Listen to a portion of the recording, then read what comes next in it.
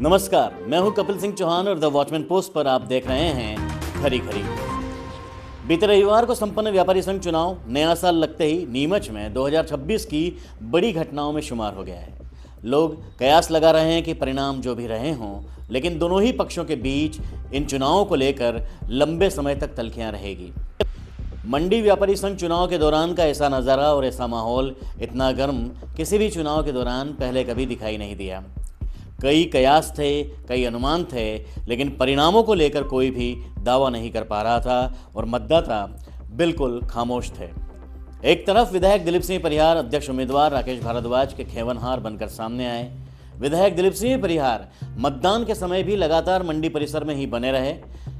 इधर पर्दे के पीछे से अब तक कई जंग अपने ऑफिस से ही किंग मेकर की भूमिका निभाने वाले अशोक अरोड़ा गंगानगर भी अपने उम्मीदवार गोपाल गर्ग जीजी के समर्थन में निसंकोच ऐसे खुलकर सामने आए कि उन्होंने मतदान के रोज सुबह सुबह ही मंडी परिसर में आने से भी कोई गुरेज नहीं किया।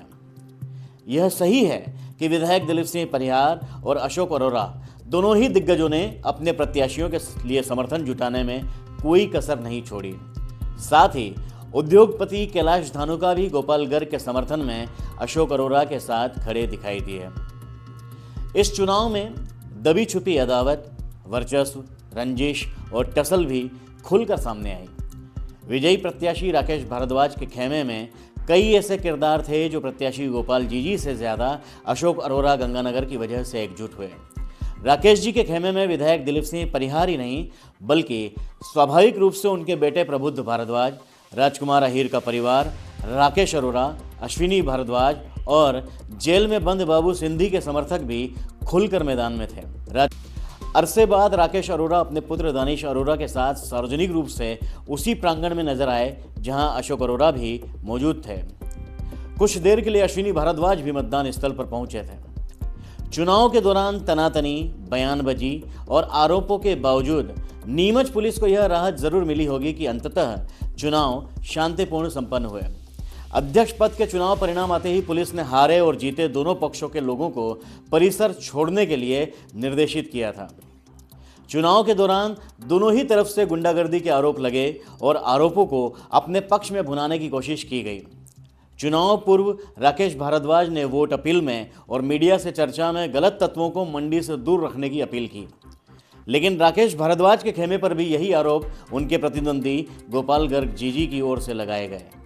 राकेश भारद्वाज के पुत्र प्रबुद्ध भारद्वाज द्वारा एक संघ कार्यकर्ता की दुकान को जबरन खाली कराने का मामला भी पूरे चुनाव में जमकर चर्चाओं में रहा। विधायक दिलीप सिंह परिहार ने भी इन चुनावों को कृषि उपज मंडी से गुंडाराज को मुक्त रखने का अभियान बताया।